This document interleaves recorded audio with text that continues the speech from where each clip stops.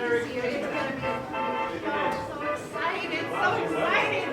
what a studio! Get out there. Thanks for coming, everybody. Great. Nice to see you. Very good to see you.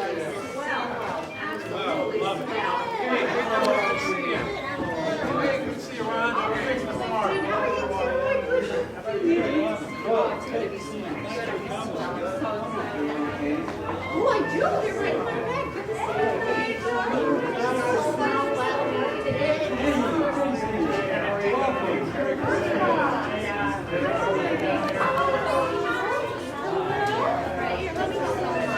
Feeling good? Cold okay? Good. Good voice today.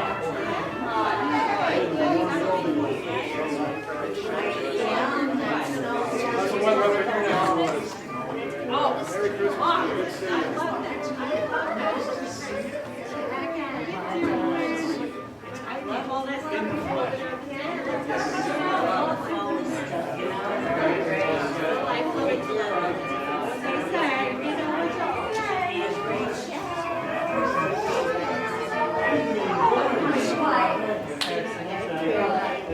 Oh my gosh, what a ride. What a ride. What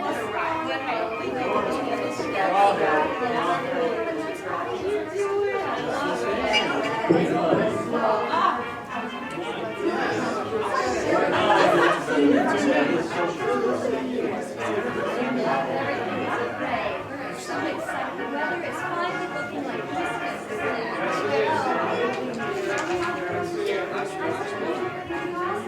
I will do the same.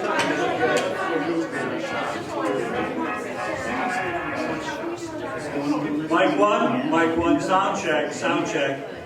Can you hear me in the sound booth? Loud and clear, 1, 2, 3, 4. Okay, mic 2, we're going to check mic 2. 1, 2, 3, 4, 5. Can you hear me, sound booth? Loud and clear.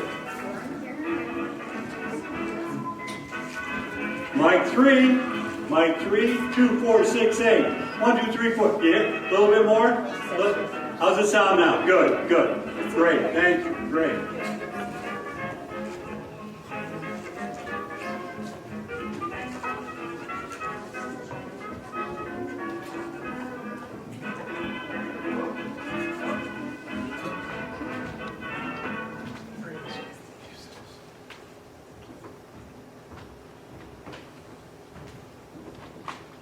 Welcome, ladies and gentlemen, to Gem Radio Theater's very special holiday radio program, It's a Wonderful Life.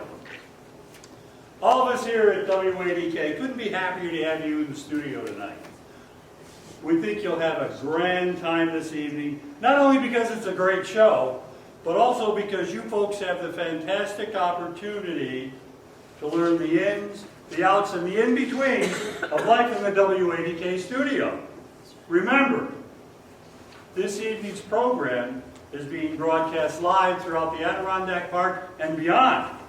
And our listeners are counting on your reactions as part of their listening pleasure. So, don't be shy. Feel free to applaud, clap, swoon, cry out, just as loud as the spirit moves you.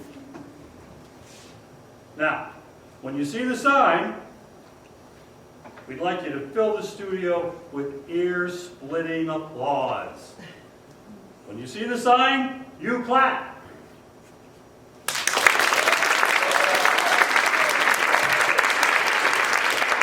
And when the sign goes down, you stop. Okay? Okay.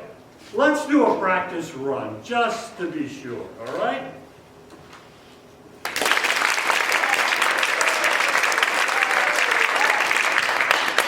Come on, you can do better than that. Let him hear you at the top.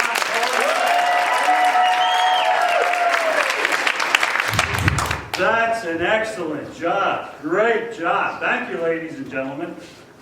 Really well done. Thank you. Well, we're moments away from going live. Once the sign goes on, listeners throughout the Adirondacks and across the country will join you in the audience. Thank you once more for being here tonight. and we hope you enjoy our performance.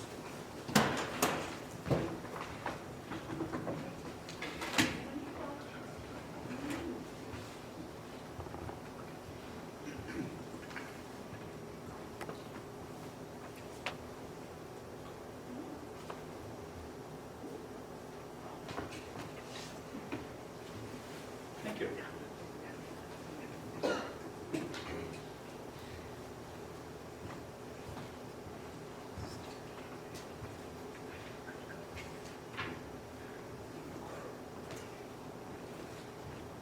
And we're live in 5, 4, 3.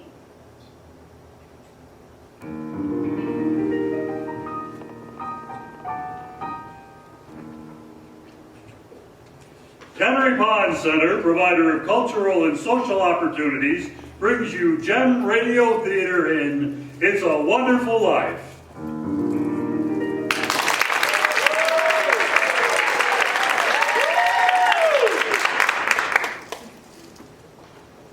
Greetings from North Creek, ladies and gentlemen. Tonight we bring you one of the season's most inspiring hits, a Liberty Films production that has been nominated for the highest screen award.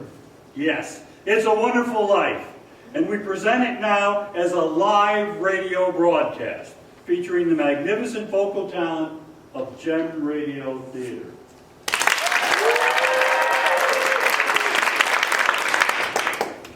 It's a Wonderful Life is the drama of a typical American. Might be you, might be me. He dreams of glory, he lives in hope, he loves in doubts. And only Providence puts a final value on his service to humanity. Our story begins before the war, when life was normal, shortages were generally unknown, and simple luxuries like going to art exhibits and live performances were abundant. I won't say that's the only reason that people said it's a wonderful life, but I do know from the thousands of letters in our files that most of them said it's a wonderful culture. And they keep right on saying it day after day, thanks to Tannery Pond Center, who opens a world of cultural, social, and educational opportunities to ordinary folks of all ages. In fact, the popularity of Tannery Pond is what makes it possible to present such entertainment as Frank Capra's great production, It's a Wonderful Life.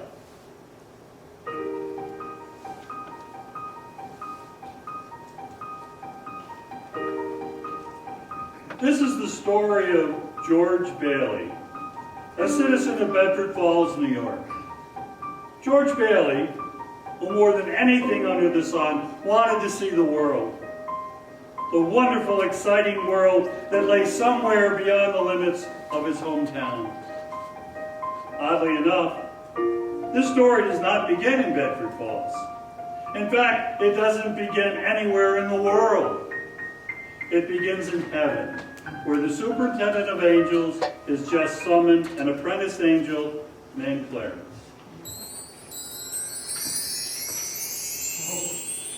I'm really going down to earth, sir. Oh, how splendid. Yes, there's a very discouraged man down there, Clarence. George Bailey. At exactly 10:45 p.m., Earth time, he'll be thinking seriously of ending his life. Oh, dear, dear. His life. Now, I want you to stop him if you can. Now, sit down, sit down. I'll give you Bailey's case history. Sir, if I should accomplish my mission, may I perhaps get my wings? I've been waiting over 200 years now, and, well, people are beginning to talk. Clarence, what's that book? The Adventures of Tom Sawyer, sir. I was reading it when you sent for me. Fine book. Excellent. Well, you do a good job on George Bailey, and we'll see about your wings. Oh, thank you, sir. Now, listen. When George Bailey was a boy, two events occurred that you should keep in mind. One was when his young brother, Harry, fell through the ice, almost drowned. George saved him. Brother fell through the ice. George saved him. Ever since, George has had a bad ear. All that icy water, you understand. Bad ear. Yes, sir. The other event came a few months later. George used to work after school in Mr. Gower's drugstore. One day, Mr. Gower's only son died of influenza. It was a terrible blow. Poor Mr. Gower tried to lose his grief in whiskey. Where you been, George? Mrs. Blaine's called twice. What happened to her prescription? You lost it, didn't you? No, Mr. Gower. Here it is. Why, you good for nothing. Don't you know that the Blaine girl is very sick? Mr. Gower, my ear. You're hurting my sore ear. Well, I'll teach you to loaf, you lousy brat. Mr. Gower, you don't know what you're doing. You put something wrong in those capsules. Shut up. I know you feel bad, but look, Mr. Gower. Look, the bottle. You use this bottle that makes up the capsules. It's poison. Poison? Don't hurt my sore ear again, Mr. Gower. Poison? Oh, George. It's why I didn't deliver, Mr. Gower. All I wanted was to make sure. Oh, George. George. Well, Clarence, that was George Bailey as a boy. When he grew up, he wanted to go to college, but there just wasn't the money. So he worked 4 years in the Building and Loan Association. Building and Loan Association? Yeah, I forgot to tell you. George's father was in the building and loan business. He and George's Uncle Billy, they got to seal up the holes in the studio. You know, the Building and Loan Association, high ideals, low bank accounts. Anyway, George worked for his father and saved enough to see him through the university. That summer, though, he was going to Europe. Got a job in a cattle boat. Do a little traveling before college. Boy, oh boy, oh boy. It's hard to realize it's my last night in the Bailey boarding house. We're sure going to miss you, George. Oh, I'm going to miss you too, Pop. Hey, what's the matter? You look tired. Oh, I had another tussle with old Henry Potter today. Oh. Hey, I thought when you put him on the board of directors that he'd ease up. So did I. I just can't understand a man like Mr. Potter. He can't begin to spend all the money that he has. I guess Potter owns everything he wants in Bedford Falls except our building and loan. That's why he hates us. Hey, George! Can I borrow your tuxedo studs? Yeah, help yourself, Harry. Well, where are they? In your suitcase? No, I'm not taking a tuxedo in a cattle boat. You know, Say, where'd you get that suitcase anyway? oh, from Mr. Gower. It was a going-away present. One of these days, you're going to see that bag all covered with travel labels. Italy, and Baghdad, and Samarkand. Gonna have a pretty full summer, huh? I'm going to have a pretty full life. Hey, why don't you come to the dance tonight? What, and be bored to death?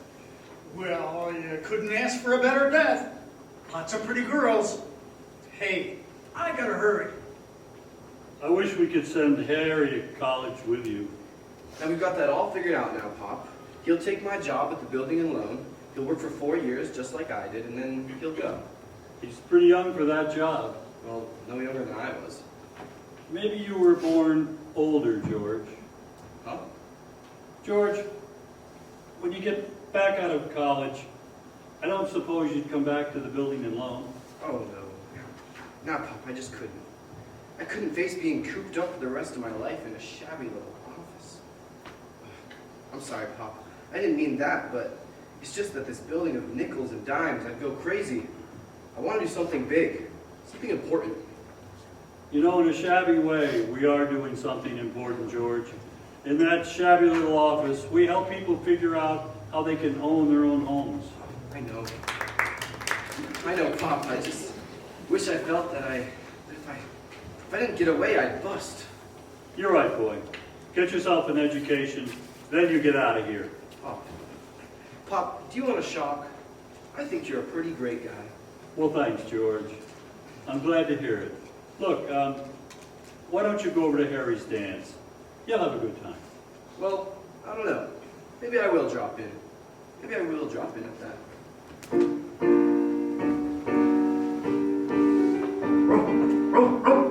So, George Bailey went to a dance. Is that important, Joseph? Why, it was the dance where he met Mary Hatch. Oh. And 3 hours later, he was walking her home. George and Mary were feeling pretty good, Clarence. As a matter of fact, wonderful. Buffalo gals, can't you come out tonight? Can't you come out tonight? Can't you come out tonight? Buffalo gals, can't you come out tonight? And dance by the light of the moon. Hot dog. Beautiful. Boy, just like an organ.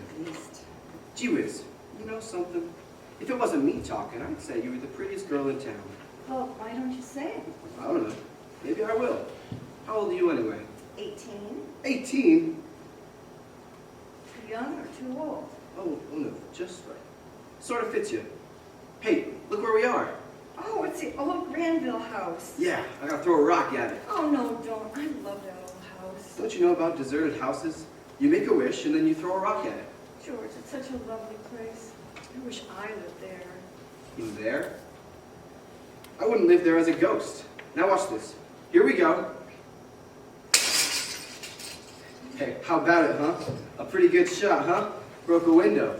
What'd you wish, George? Oh, I don't know. Not just one wish. A whole hatful. Mary, I'm shaking the dust off this crummy town, off my feet, and I'm gonna go see the world. Italy, Greece, the Parthenon, and the Colosseum. And then I'm gonna come back here and go to college and see what they know. And then I'm gonna go build things. I'm gonna build airfields and skyscrapers 100 stories high and bridges a mile long. And then I'm gonna... Hey, Mary, what do you want? What do you want, huh? You want the moon? All you gotta do is say the word and I'll throw a lasso around her and I'll pull her down. Okay, the moon. I'll take it. Then what? Then what? Well, then you could swallow it and it dissolves like aspirin and, you know, the moonbeams, they'll shoot out of your fingers and the end of your hair and... You think I'm talking too much? Yes! Why don't you just kiss her instead of talking her to death? How's that? Ah, youth is wasted on the young. Hey, now just a minute, mister. Hey, you come back here and I'll show you some kissing. That'll show you. George! George! Hey, Uncle Billy, look here, I'm gonna kiss Mary, watch. George! Get in the car, quick! Your father's had a stroke! What? George, hurry!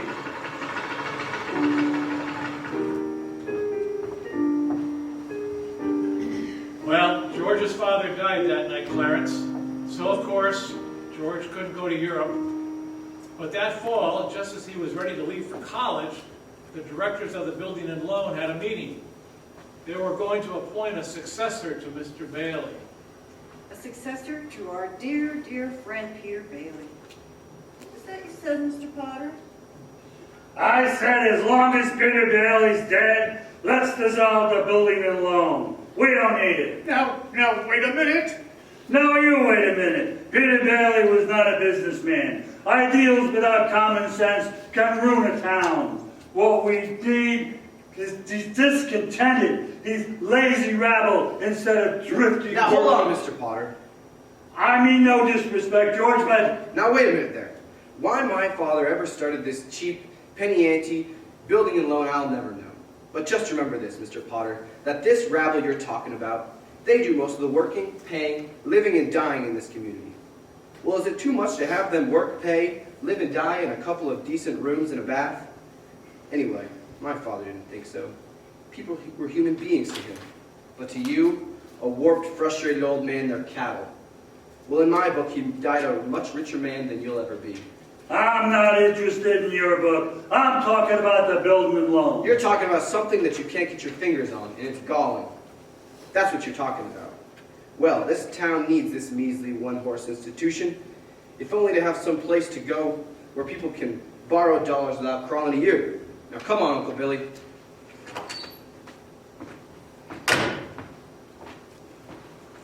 What happened, George? Yeah, all we heard was a lot of yelling. Boy, oh boy, you should have heard George!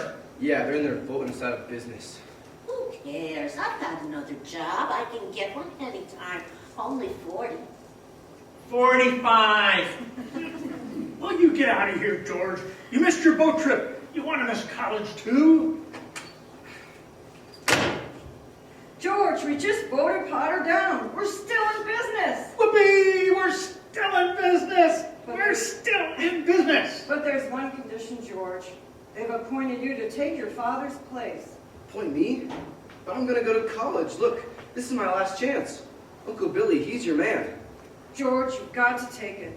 If you don't take it, they'll vote with Potter otherwise.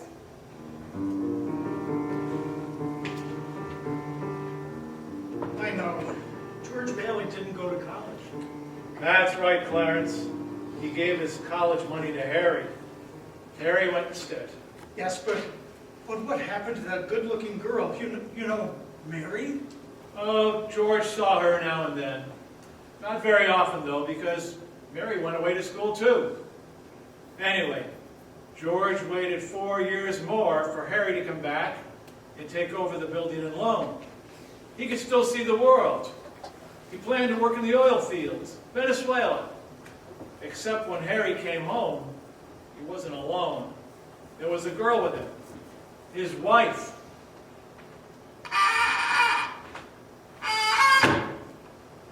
George? George, is that you down there? Yeah, I'm out here on the porch, Mother. Just thought I'd get some air. Well, how do you like your new sister-in-law? She's swell. Looks like she can keep our Harry on his toes. Yeah, keep him out of Bedford Falls anyway. What do you mean? Well, Ruth's father. He's got a wonderful job for Harry up in Buffalo. Buffalo? Yeah, Well, that means that you can't... yeah. Okay, George. Well, did you know that Mary Hatch is back from school? Hmm? Yeah. Nice girl, that Mary. Hmm. Oh, stop your grunting. Well, Give me one good reason you shouldn't call on Mary. well, Sam Wainwright. Sam's crazy about her. Well, she's not crazy about him. Well, now, how do you know that? Did she discuss that with you? Besides, Sam is away in New York City. Oh, and all's fair in love and war. Oh, all right, I see. Okay, Mother, I think I'll go out and find that girl. And I'll do a little passionate necking. Oh, George. Goodbye, Mrs. Bailey. By the way, do you want any books at the library? Library? George. George, you go right out there and you go and see Mary. Do you hear me?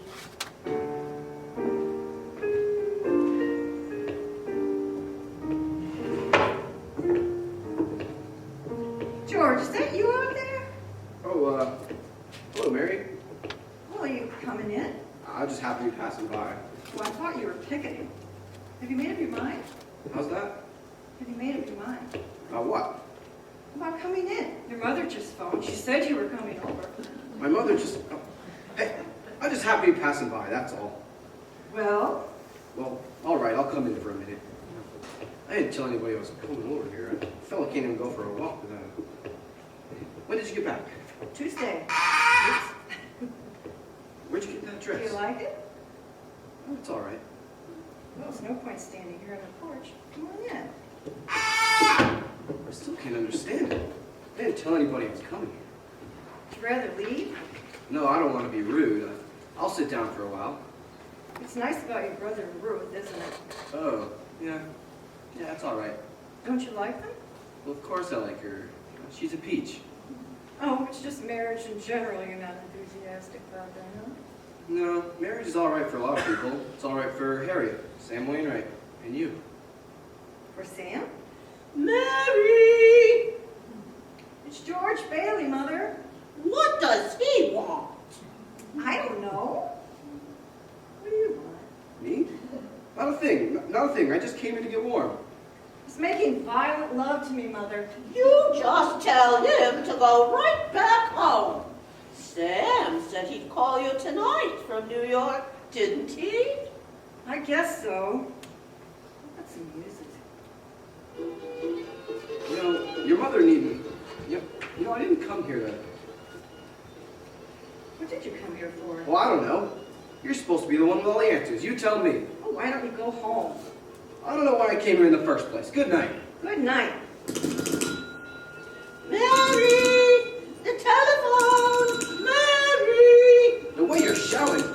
You'd think that. You think what? Mary! All right, I'll get it. George, on your way out, would you mind turning off the phonograph? I'd be very happy to. Doggone crazy song. Hello, Sam?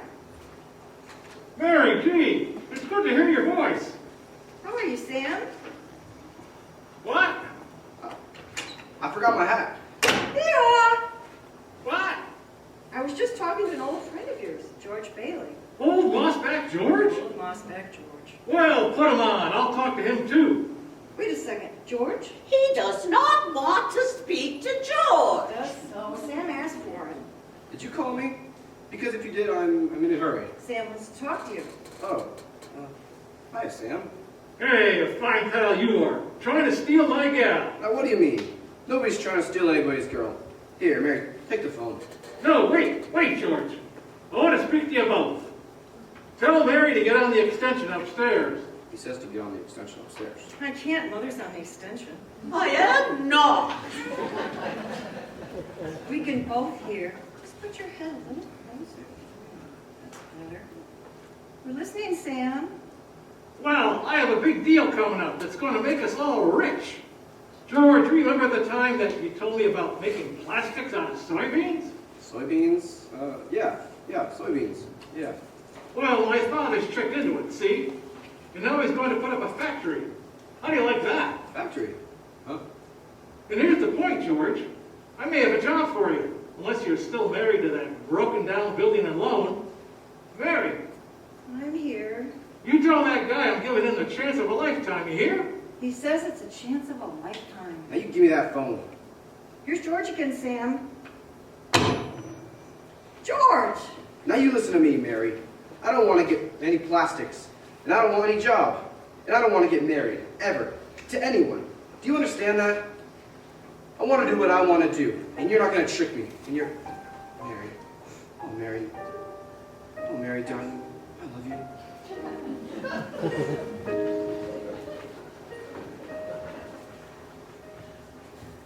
Well. So George Bailey and Mary Hatch were married? Yes, George and Mary were married, and they started off on their honeymoon in Ernie Bishop's taxi cab. Hey, where are you two going on the honeymoon? We're going to shoot the works, Ernie. A whole week in New York. A whole week in Bermuda. The highest hotel. The oldest champagne. The hottest music. And the prettiest wife. So you're finally getting out of Bedford Falls, eh? Then what? Then what, honey? After that, who cares? That does it. Hey, you know, Mrs. Bailey, I haven't kissed you yet. Hey, George, there's something funny going on over there. Look over there at the bank. It looks like a run. Pull over a minute, will you, Ernie? George, let's not stop. Let's go straight to the station. Now, wait a minute. You better see what it is. I'll be right back. George, please. George!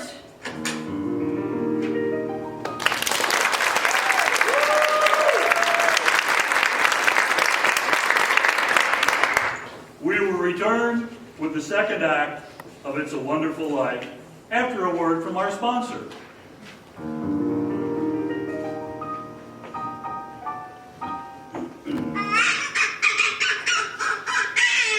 Oh, Mrs. Duckers. What's the matter? Beat got your buzzard? Well, what's wrong? You don't know what to get your ducklings for Christmas? Oh, Mrs. Ducker said you couldn't come home until you figured out some fine Christmas activities for Donna, Doug, and Dale, and you don't know what to do. That is a pickle, Mr. Duckers.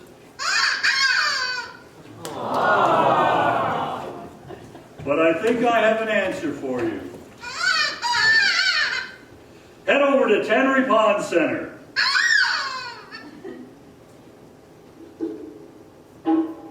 Put some quack in your step and have some fun at Tannery Pond Center, where the show quacks are welcome from Mother Goose to the little duckling. Head over to Tannery Pond Center, whether you're normal or not. There's something for every kind of quack at Tannery Pond Center.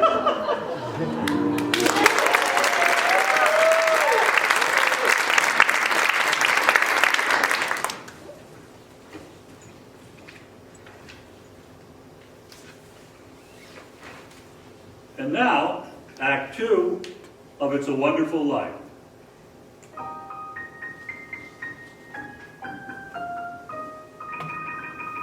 Well, we're back in heaven again, where the superintendent of angels is reviewing the case history of a mortal named George Bailey. Clarence, the apprentice angel, is very eager to depart on his mission to the earth. Oh, poor George Bailey. Oh, he's certainly in desperate trouble, Joseph. I'll go to him at once. Now, you sit down, Clarence, sit down.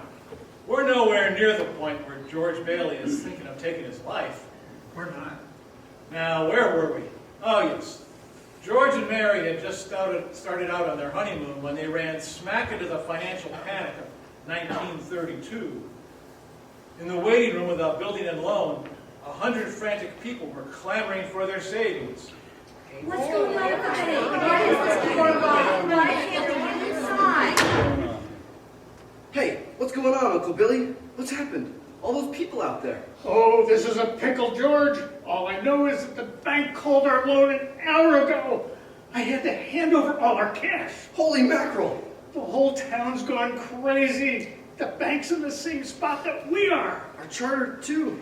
What about our charter? Our charter says we have to stay open till 6 p.m. The state can take away our licenses if we don't. How can we stay open till 6 without any money? Oh, George! Hey, where are you going? Out to talk to those people. Come on.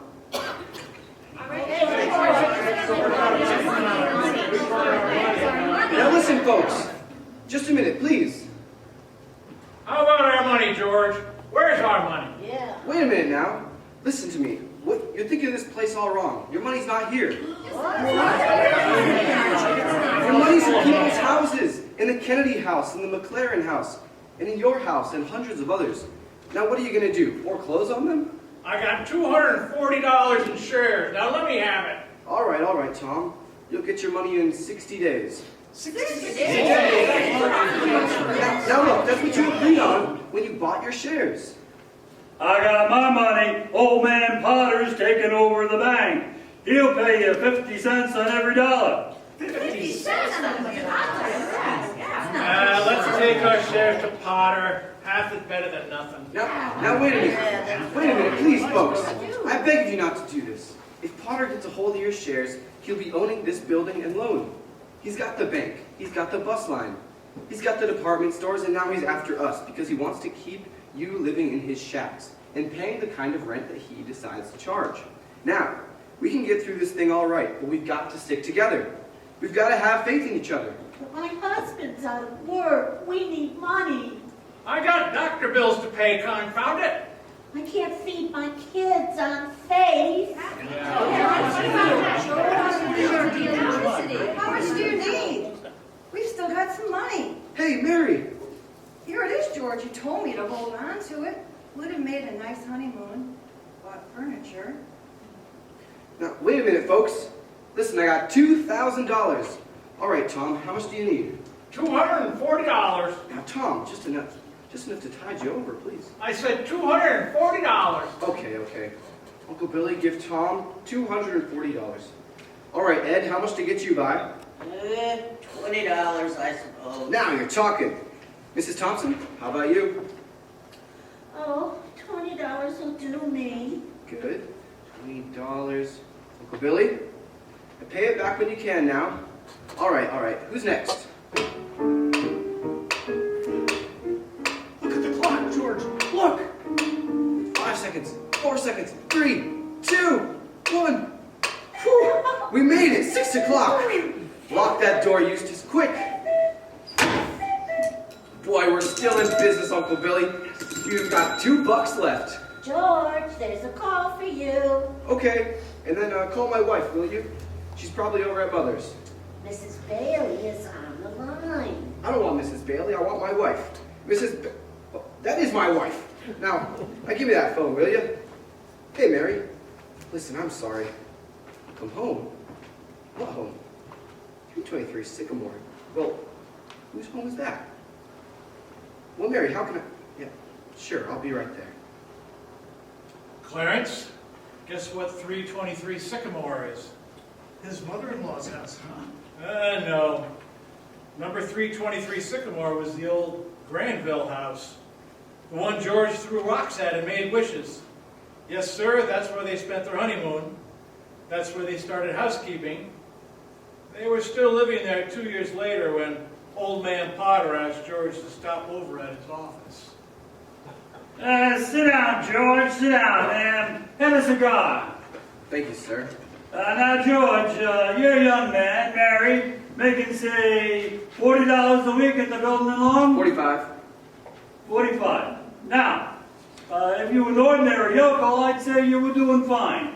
But George Bailey is, George is intelligent, ambitious. He hates the building and loan almost as much as I do. He's been dying to get out of town ever since he was born. But he's trapped into frittering his life away, playing nursemaid to a lot of bums. Do I paint a correct picture, George? Or do I exaggerate? Well, what's your point, Mr. Potter? My point is that you're the only man in town who's licked me, George. I want to hire you, manage my affairs. I'll start you off at $20,000 a year. $20,000 a year? Are you sure you're talking to me? I'm George Bailey. Don't you remember me? The building and loan, remember? Yes, George Bailey, whose ship has just come in, providing he has brains enough to climb aboard. Well, but what about the building and loan? Confound it, man. I'm offering you a 3-year contract at $20,000 a year. Is it a deal or isn't it? No. The answer's no. Doggone it, if you offered me $1 million to stay around this town and play stooge to you, the answer'd still be no. Now leave me alone. Don't bother. George, what did Potter want? Oh, it was nothing. He just wanted to talk. Oh, gee. Mary Hatch, why in the world did you marry a guy like me anyway? To keep from being an old maid. I was going to see the world. I was going to build things. I was going to give you the moon. What have I given you? Not even a new dress, not for months. Gee whiz, I feel awful. So do I, mornings especially. You could have married Sam Wainwright or anybody else in town. I didn't want to marry anybody else in town. I want my baby to look like you. You didn't even have a honeymoon. And I promised you that. You're what? My baby. You mean, Mary, you mean you're on the nest? Well, Mary had her baby, Clarence, a boy. You don't say. Then she had another one, a girl. Well, what do you know? Night after night, George had come home late from the office. Things weren't good with the building and loan. Potter was really bearing down on him. Then came the war. Mary had another baby by then. Oh. But she still had time to help out in the USO. Uncle Billy sold war bonds. And George's brother Harry became a real hero. Shot down 15 planes. But George, what about George? George was 4F on account of his year. He was an air raid warden. On VE Day, he wept and prayed. On VJ Day, he wept and he prayed again. We're getting pretty close to today, aren't we, sir? Yes, Clarence. You now know almost everything you have to know about George Bailey, except what happened that finds him down there at this moment wanting to die. Well, sir, well? Today's the day before Christmas, Earth time, and George is pretty excited. Hey, look at the newspaper, Commander Harry Bailey, decorated by the President. That's my kid brother, the Congressional Medal of Honor. Gosh, George, gosh. What do you think about that? 15 Jap planes, and the last one he got was about to dive into a transport loaded with soldiers. You know what that means? He saved lives, hundreds of lives. Gee whiz, where's Uncle Billy? Gone to the bank, George. He's depositing that $8,000. Good. Who's that in the office there? That's that man again, that bank examiner. Oh. Well, good afternoon, Mr. Carter. Hey, Tilly, get the books for Mr. Carter, will you? You know, that's my brother's picture there, Mr. Carter. He shot down 15 planes, and one of them... Well, Mr. Henry F. Potter, come to the bank to deposit some loot, eh? Out of my way, you old fool. How do you like the news in the paper, Mr. Potter? Just can't keep those Bailey boys down now, can you? Let me see that paper. Here.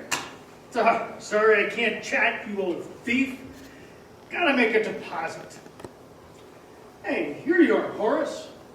Deposit slip, bank book, and a very Merry Christmas to you. Hey, you too, Mr. Bailey. Say, you've forgotten something, haven't you? Horace, I've forgotten things all my life. Get a wheel on it, boy. But, Mr. Bailey, where's the money? What's that?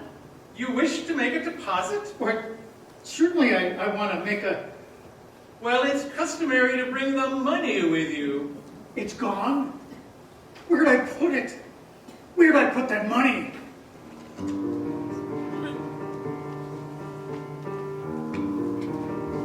A terrible thing, Clarence, terrible. Uncle Billy couldn't find the money because the envelope with the $8,000 was folded up in that newspaper he gave to old man Potter. I just don't know what happened to it, George. I just don't know. $8,000, Uncle Billy! The bank examiner's here, and it's not our money. It belongs to the depositors. George, what are we going to do? We've traced every step I took. We can't stand here in the street. Are you sure you didn't put the envelope in your pocket? I think so. Maybe.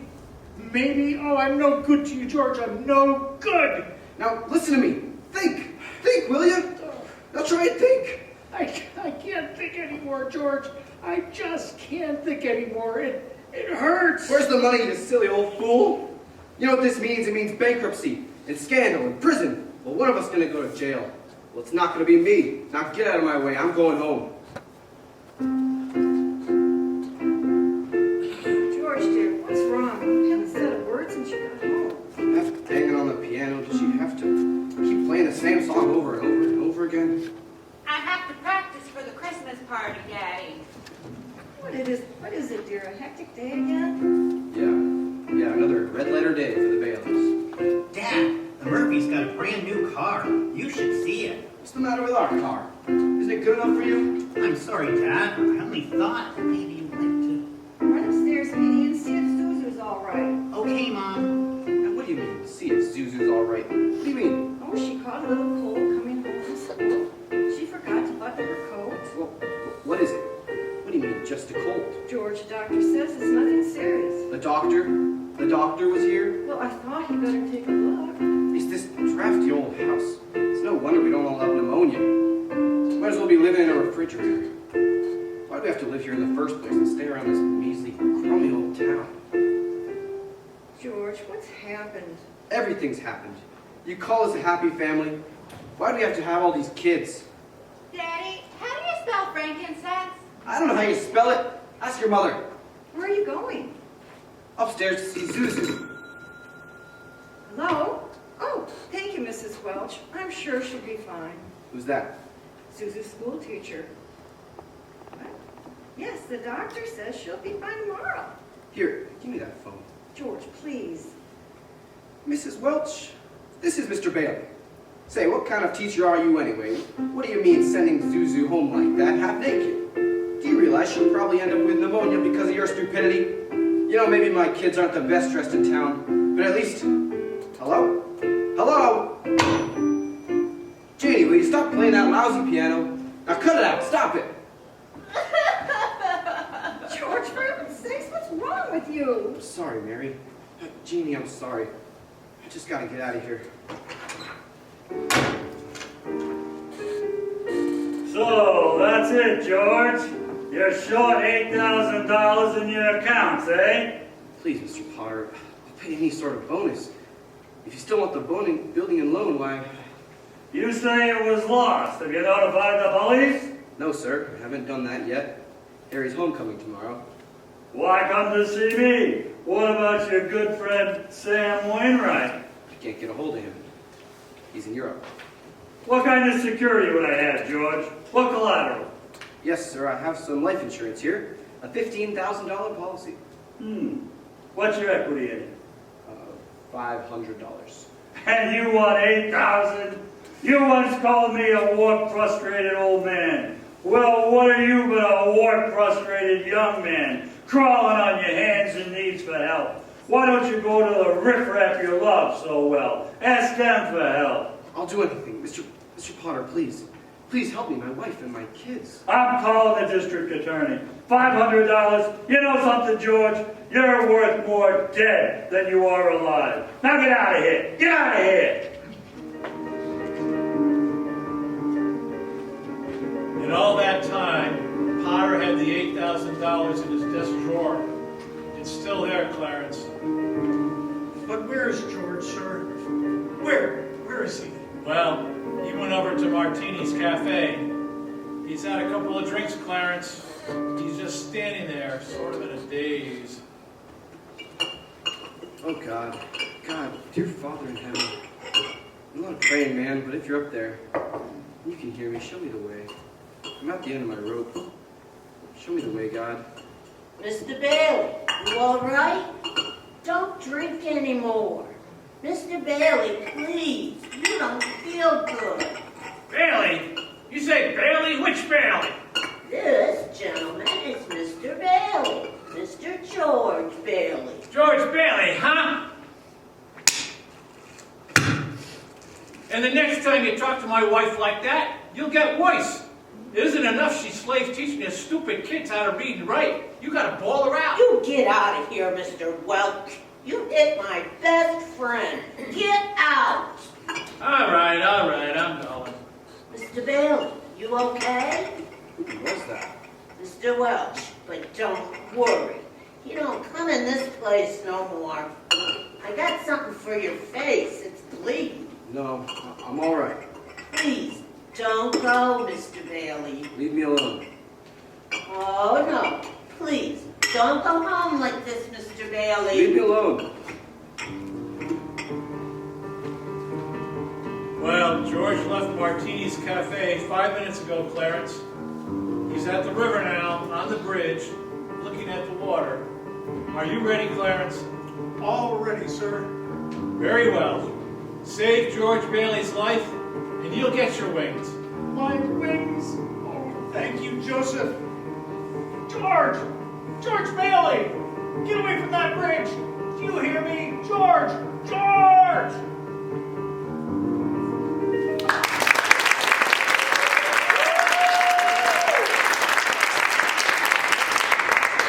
In just a moment, we'll bring you Act 3 of It's a Wonderful Life. Mama, I'm bored. What would you like to do? Let's go to Tannery Pond Center. Head over the river and through the woods to Tannery Pond Center. Woo-hoo! The beautiful art galleries are sure to impress Grandma. Oh, my. There's something for everybody at Tannery Pond Center. Whether it's arts and crafts for Betty, Yippee! a jazz concert for Grandpa, Swing it, Granny! or a show at the theater for the whole family. Hooray! Enjoy Tannery Pond Center, where it's more fun than Grandma's house. Aw.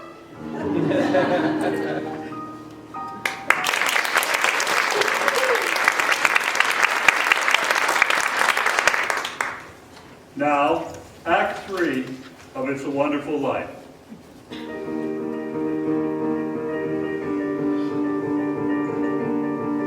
Numb with despair, convinced, as Mr. Potter said, that he's worth more dead than alive, George Bailey stands on a bridge, staring at the dark and frigid waters below.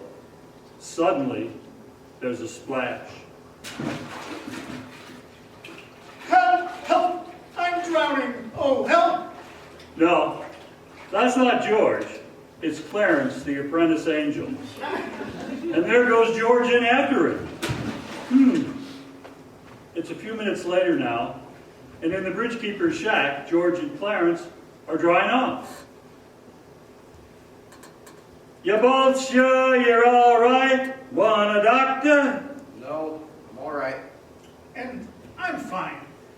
This underwear, I didn't have time to change to anything more stylish.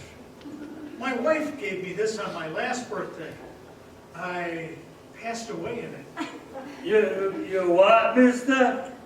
Oh, I see Tom Sawyer's drying out too. Who? Tom Sawyer. Tom Sawyer who? Don't know him. Not from around here. It's my book. I left in such a hurry, I brought Tom Sawyer with me. How'd you happen to fall in? Oh, I jumped in. I jumped in to save you. Jumped in to save me. Well, I did, didn't I? You didn't go through with it, did you? Go through with what? Suicide. Hey, it's against the law to commit suicide around here. Yeah, it's against the law where I come from, too. Where do you come from? Heaven. Oh, that's very funny. Very funny. Hey, your lips bleeding. Yeah, I got a bust in the jaw in answer to a prayer. Oh, no, George. I am the answer to your prayer. How'd you know my name? Oh, I know all about you. Who are you supposed to be anyway? Clarence, Oddbody, AS2. Oddbody? AS2? What's that AS2 stand for? Angel, second class. Hey, I'm getting out of here. You may not need a doctor, but I do. Cheerio, my good lad. Hey, look here. Why'd you want to save me? Because I'm your guardian angel, George. Oh, I see. Uh-huh. Well, you look like about the kind of angel I'd get. What happened to your wings? I haven't won my wings yet. That's why I'm an angel, second class. Oh, I see. But you can help me earn them, George, by letting me help you. Oh, uh-huh. And you don't happen to have $8,000 on you, do you? Oh, no. We don't use money in heaven. Oh, that's right, yeah. Keep forgetting. Comes in pretty handy down here, Bob. Oh, tut, tut, tut. Of course, I found it out a little late, you know. I'm worth more dead than alive. Oh, you mustn't talk like that. Joseph will never give me my wings if you keep feeling that way. You just don't realize what you've done for your folks. Why, if it hadn't been for you... Yeah, if it hadn't been for me, everybody would be better off. My wife and my kids and my friends. Oh, this is not going to be easy. They'd all have been better off if I had never been born. What'd you say? I said, I wish I had never been born. George, that's wonderful. Wonderful? What? That idea you just gave me. You got your wish. You've never been born. I've never been born. Exactly. No worries. No $8,000 to get. Nothing. You simply don't exist. All right. Okay. George, I can do things, strange things. I can show you the world, George.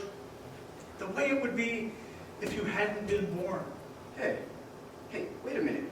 This ear of mine. See something else in this bad ear. You don't have a bad ear anymore. Oh, I don't think you're concentrating. Don't you see? You're not the George Bailey you think you are. You're nobody. That's the doggone thing back here. And your lips stop bleeding too, George. Yeah. Hey, say what's happening around here. What is this anyway? I need a drink. That's what I need. What about you, Angel? You want a drink? Well, I don't quite know. Come on. We'll go as soon as our clothes are dry. Our clothes are dry, George. Hey, so they are. That's funny. Well, look, let's get it dressed and we'll stroll over to Martini's. And then, excuse me. I'll stroll, you fly. No, I don't have my wings yet. Oh, you don't have your wings yet. That's right. I forgot that again. A couple of drinks and we'll both fly.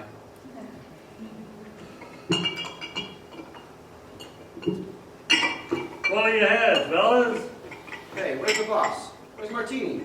Look, wise guy, I'm the boss, see? Okay.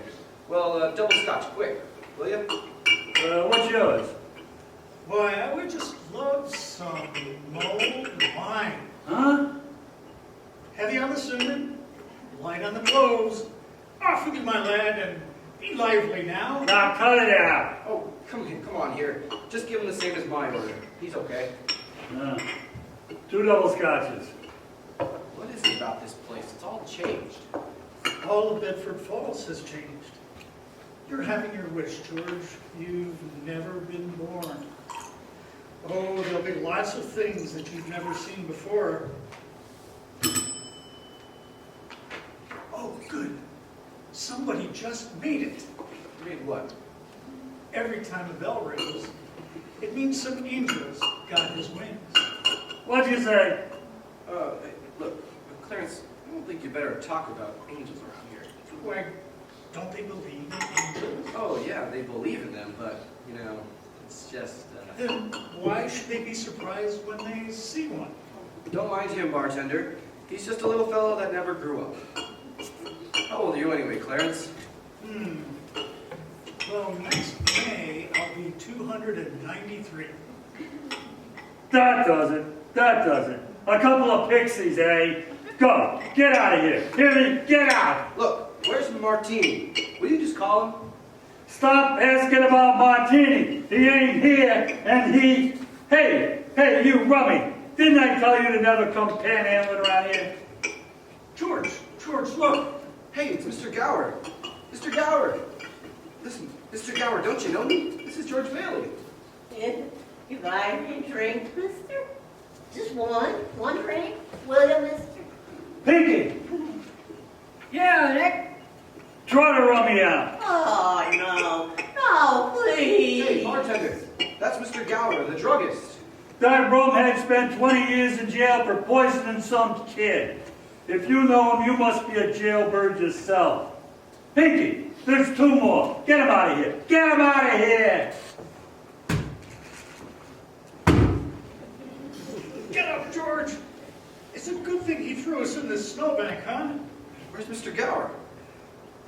Mr. Gower doesn't know you, George. You see, you weren't there to stop him from putting poison into that prescription. What do you mean I wasn't there? Look, tell me, what are you, a hypnotist? George, Why am I seeing all these strange things? don't you understand? It's because you were not born. And if I wasn't born, who am I? Oh, but you have no identity. What do you mean, no identity? No papers, no cards, no driver's license, no 4F card, no insurance policy. Zuzu's bell. What? Zuzu's bell. I bought my little girl a bell to hang on the Cruises tree.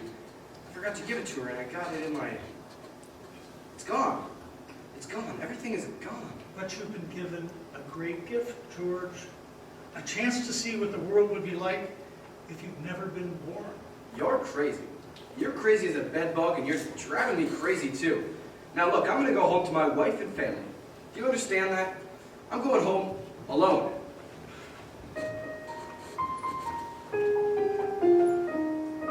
Better not leave him alone, Clarence. Keep following him. Joseph. Oh, I'll stay near him, sir. Poor George. He's seeing Main Street right now, the way it would be if he hadn't lived. The thing that's really shocked him, sir, is the building and loan office. Know it's there now? A pawn shop. What's he doing? Can you see? Well, he's talking to Ernie Bishop, the taxi driver. He wants to go home. You better tag along, Clarence. Oh, I will, sir. I will.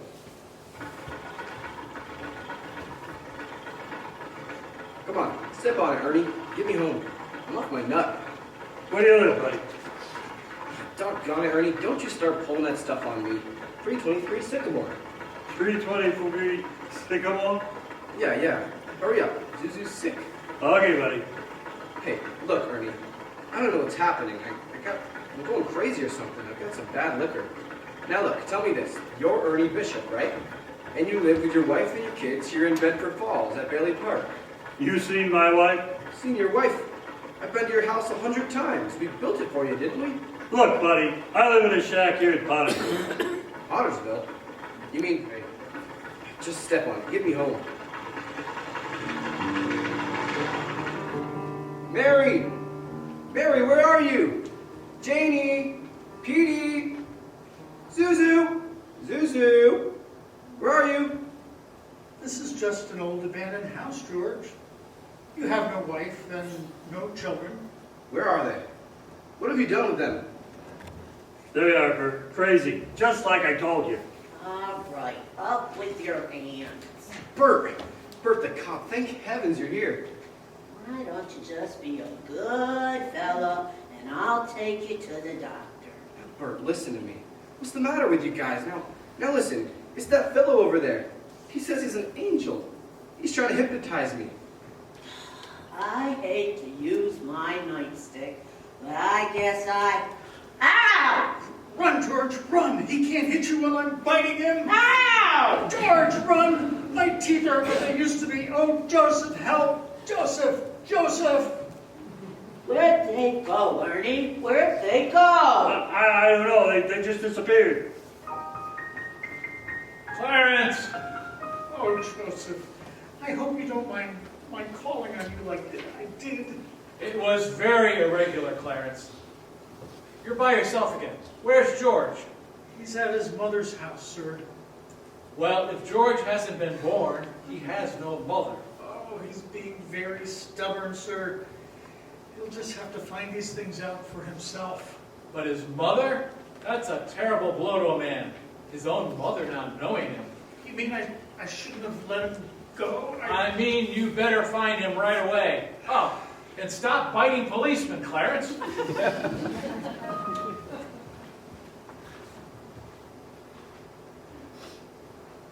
I'm here again, George. My mother? My own mother didn't even know me. If only Harry were here. My brother were back from Washington. Your brother fell through the ice and was drowned at the age of 9. That's a lie. He got the Congressional Medal of Honor. He saved the lives of every man on that transport. Every man on that transport died, George. Strange, isn't it? Each man's life touches so many other lives. Harry wasn't there to save them because you weren't there to save Harry. Don't you see, George? You really had a wonderful life. Don't you see what a mistake it would be to throw it all away? Clarence, Yes. where's Mary? Please, where's my wife? I'm not supposed to tell. Tell me where she is. You're not going to like it, George. Where is she? I'll choke it out of you if I have to. Where's my wife? She's at the library. She works there. She's just about to lock up for the night. So George, come back. Oh, there must be some easier way for me to get my wings. Mary! Mary! I'm sorry, the library's closed. Mary, it's George. Don't you know me? No, I don't know you. Let me go. Mary, please don't do this to me. Mary, please, help me. Where's our kids? I need you, Mary. Help me. Get away from me. Help, help. Help me, Mary. Mary, I'm George.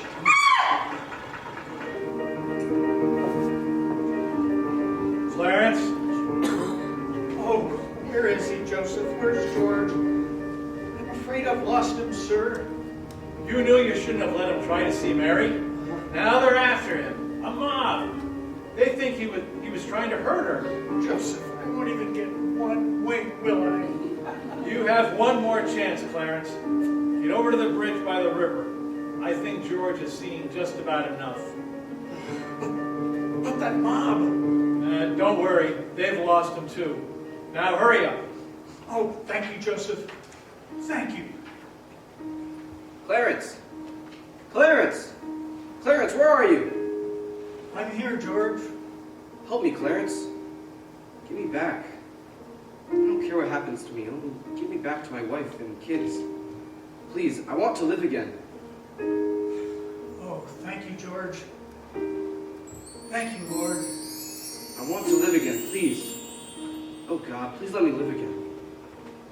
George? Is that you down there, George? Now, get out of here, Bert. Get out of here. You get any closer and I'll let you have it. What the Sam Hill are you yelling for, George? Come on. George. Bert, do you know me? Know ya? I've been looking all over town for you. Where you been?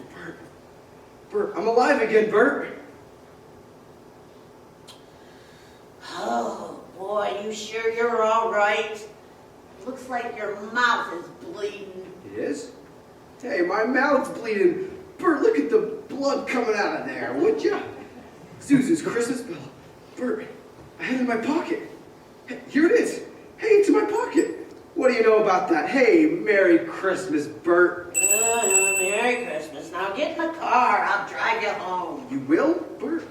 Well, do that and turn the sirens wide open, huh? Merry Christmas, Bedford Falls. Merry Christmas, old building and loan. Merry Christmas, Mr. Potter. Yippee! Come on. Hey, Bert, come on in with me, huh? What's with all these people? These reporters. Well, Merry Christmas, reporters. Hey, Mr. Bank Examiner, Merry Christmas. Mr. Bailey, there's a deficit. I know. $8,000, I'll bet, huh? George, I've got a little paper here. I'm sorry, but... I'll bet it's a warrant for my arrest. Isn't that just wonderful? Merry Christmas. Hey, where's Mary? You know? Oh, look at this lovely old drafty house. Isn't it? Well, have you seen my wife? Where's Mary? Merry Christmas, Daddy! Merry Christmas, Daddy! Hey kids. Petey and Janie, Tommy. Oh, I could eat you kids up. Where's your mother? She went looking for you, Daddy, with Uncle Billy. Daddy! Zuzu, my little ginger snap. How do you feel? Oh, fine, Daddy. Not a smidge of temperature. Not a smidge of temple. Hallelujah! George, darling. Oh, it's not Daddy's house! Mary! George, darling, where have you been? Oh, George. Mary, oh, just let me touch you. Oh, you're real. I have no idea what's happened to me. You have no idea what's happened either. They're on their way. Who? Who's on their way? Oh, the police department? The FBI? The National Guard? I'm alive again, Mary. Oh, listen, Mary, I'm alive again. Oh, yes, darling. Now close your eyes. Come on downstairs. What is it? You open my eyes yet, Mary? What's going on here? Now keep your eyes closed. I'll just walk you over here by the Christmas tree. There's people. Lots of people. What is it? Just 1 minute now. We're all ready, Uncle Billy. Come in, everybody. Hooray! George, look! Just look! Uncle Billy! Money, George! A laundry basket filled with money! Money for you! Mary did it, George! Mary! I don't understand. What money? People heard you were in trouble. These people, your friends. They've collected enough money, this money for you, $8,000. Charlie? Wait, and there's Martini. And Mr. Gower. Hey, how are you, Mr. Gower? Mrs. Thompson and Ed and Tom. Everybody. None of us would have a roof over our heads if it wasn't for you, George. Gosh, this is wonderful. Hey, Mary, look. Look who's coming in. Mother. Hi, Mother. Hey, and Harry. Got Mary's telegram, George. I flew it as fast as I could. Hey, everybody, how about a toast? Good idea, great idea. A toast to my big brother, George, the richest man in town. Hooray! Should old acquaintance be forgot my Christmas bell. You didn't forget. Forget? Here, honey. Here's your bell. Darling, what's this on the table here? What's this book? The Adventures of Tom Sawyer. Oh, look, there's something written in there. Dear George, remember, no man is a failure who has friends. Thanks for the wings. Love, Clarence. Clarence? Yep, he's a very dear friend of mine. Daddy, Mrs. Welch says every time a bell rings, an angel gets his wings. That's right, Zuzu. That's right. Attaboy, Clarence. Attaboy, Clarence. Happy landings.